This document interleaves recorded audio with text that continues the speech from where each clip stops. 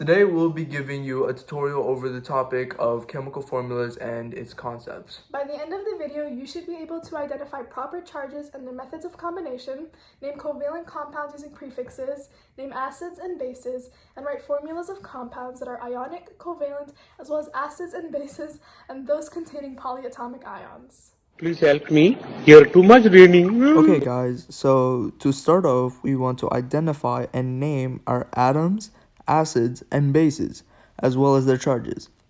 In a binary ionic compound, we identify the cation, which is the ion with a positive charge, then we identify the anion, which is the ion with a negative charge, but we change the ending to IDE. An example would be chlorine turns into chloride. Now, on the right here, we have an example, copper chlorine. Now, for the charge of the copper, it's +1, and for the charge of the chlorine, it's -1. Now, the positive and the negative cancel out, and that turns into copper-1 chloride. It's chloride because we changed the ending to IDE. Now, some of you may be asking, what is that Roman numeral? Well, if the cation is a metal with more than one positive charge, then you use Roman numbers to indicate it.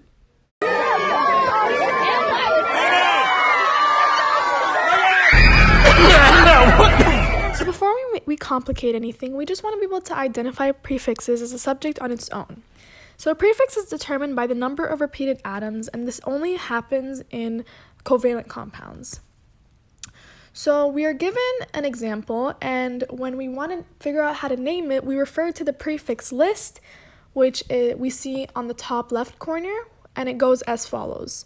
1 is mono, 2 is di, 3 is tri, 4 is tetra, 5 is penta, 6 is hexa, 7 is hepta, 8 is octa, 9 is nona, and 10 is deca.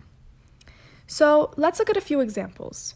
We have carbon and bromine, which becomes bromide, with a subscript of 4, so this becomes carbon tetrabromide. And we also have oxygen and fluorine, which becomes fluoride, with a subscript of 2, and this becomes oxygen difluoride.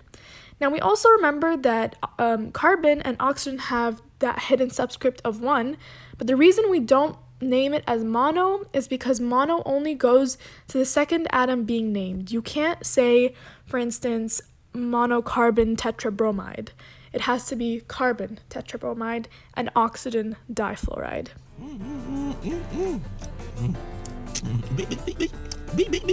The crisscross method. Don't we all love the crisscross method? So, to combine the atoms to create a compound including a metal and nonmetal, we must use the crisscross method. The crisscross method identifies the charge of each atom and crisscrosses them, which results in their combination. An example of such would be sodium, Na, which has a charge of +1, and chlorine, Cl, which has a charge of -1, which when crisscrossed results them in canceling each other out.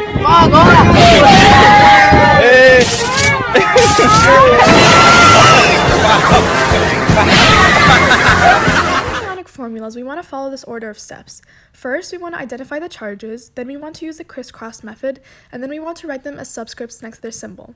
So when we go back to the example we had earlier, we had Na, which was sodium, and Cl, which is chlorine, and we want to combine them to create a compound. So we use the crisscross method. Over here, we see that sodium has a charge of +1, while chlorine has a charge of -1.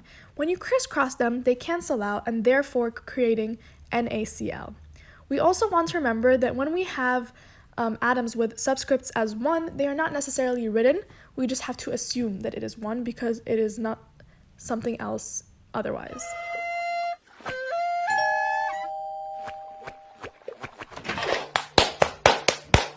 When naming acids, the formula will always begin with a positive hydrogen atom. Acids tend to be aqueous, have a low pH, taste sour, and can be corrosive. Solutions are shown in the form of hydrogen and a negative ion, also known as anion.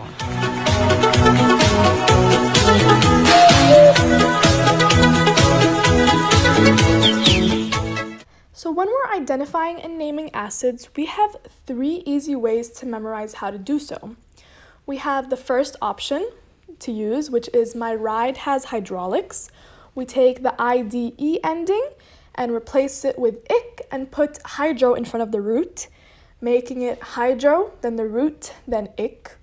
And then we have the second method, which is I ate something icky. We precisely mention the ATE ending and change it to IC.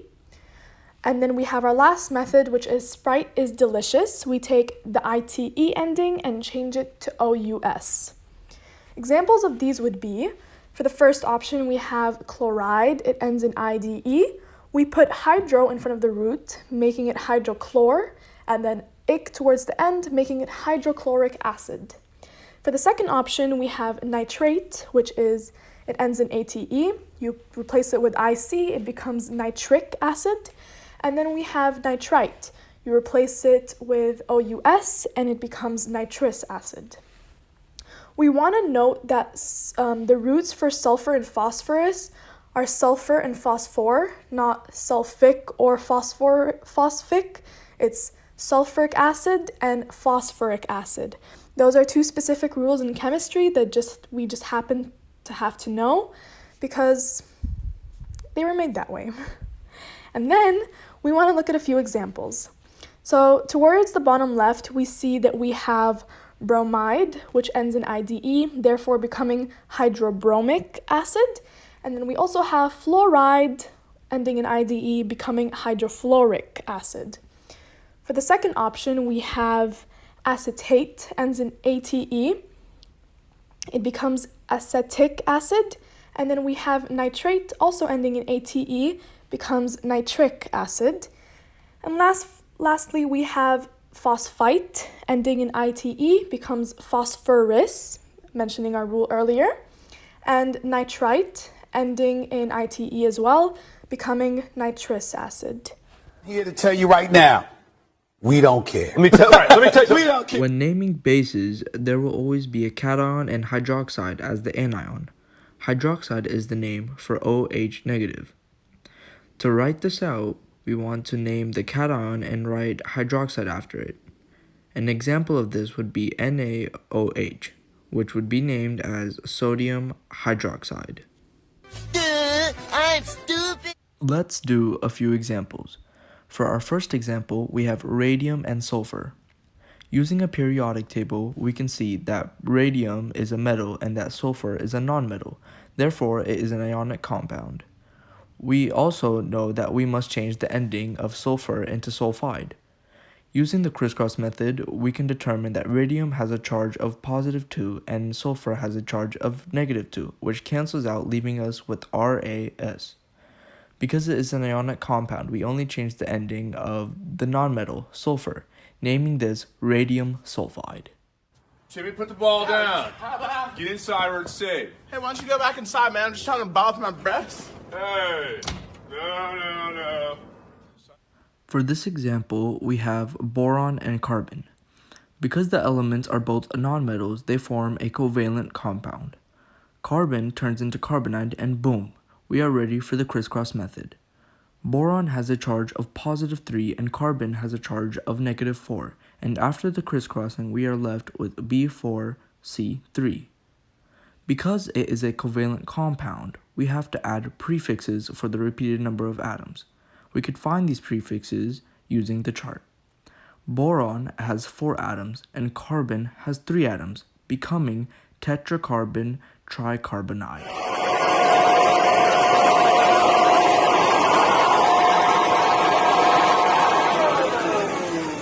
So now that we're actually trying to apply these rules, let's look at this example of rubidium and hydroxide. We want to combine them to make a compound. When we look at this, we know that hydroxide is a polyatomic ion of oxygen and hydrogen combined with a charge of -1, so it represents OH -1. And rubidium represents Rb with a charge of +1. We know that rubidium is our metal and hydroxide is our OH -1, therefore we know that this is a base. So when we combine them using the crisscross method, we get rubidium hydroxide And we also don't write any subscripts because they cancel out due to the crisscross method. Put it down. Really, Alex? I just told you. So in this example here, we have hydrogen and bromine, and we know that bromine becomes bromide. And when we look at this example, we see that we have a hydrogen atom and a nonmetal, and therefore we can conclude that this is an acid. When we use the crisscross method, we have hydrogen with a charge of +1 and bromine with a charge of -1. When we crisscross them, we know that we have H3Br due to the crisscross method. However, we want to make sure we name this correctly. And in doing this, we refer to our lesson previously over naming and identifying acids. In this example, we have bromide, so therefore we use the method of my ride has hydraulics. We take our ending of IDE and change it to ic and put hydro in front of the root, making it hydrobromic acid.